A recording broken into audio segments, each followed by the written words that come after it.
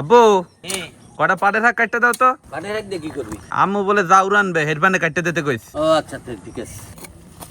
রবিন আব্বু এই নে এইটি হয়ে যাইবে। দেও তাজা তাজা পাটের শাক, যাই এখন আম্মুর দ্বারে লইয়ে যাই। আম্মু এই আব্বুর খেতে কোনে পাটের শাক লই আইছি, এখন জাউর রান্দা শুরু করো। ঠিক আছে, আর রানতে আছি।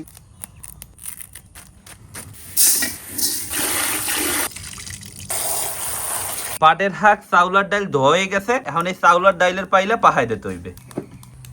একুলে চাউলার ডাইল উতলাই উঠছে আর ওকুলে চিংড়ি মাছ ভাজা চলতে আছে।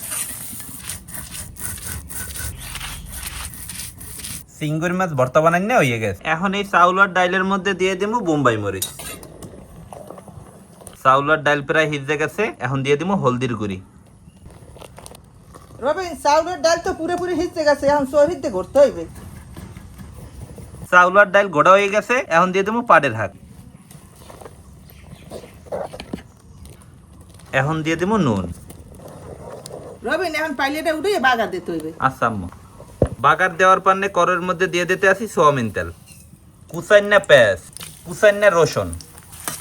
পেঁয়াজ আর রসুন ভাজা হয়ে গেছে, এখন বাগার দিব। আম্মু আর কতক্ষণ লাগবে? আর সময় লাগবে না, এখন উঠে গেলাম। আম্মু রাতের পাড়ের হাঁকের যাও আর ভাবির রাতের চিংড়ি মাছ ভর্তা, খাওয়ানটা পুরো জুমে যাইবে মনুরা। বিসমিল্লাহ। কাকু, চিংড়ি মাছের ভর্তা বেশি দিমু না কম দিমু? বেশি দেবা মিয়া। এই দিছি বেশি করে।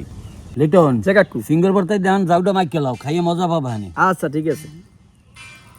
বিসমিল্লাহ।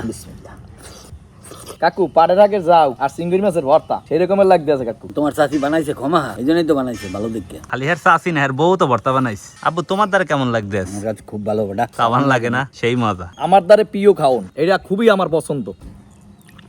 ফরত ফরত টানের লগে যাও প্যাডের মধ্যে চলে যাইতে আছে। কে লিটন ভাই? হয় ভাই।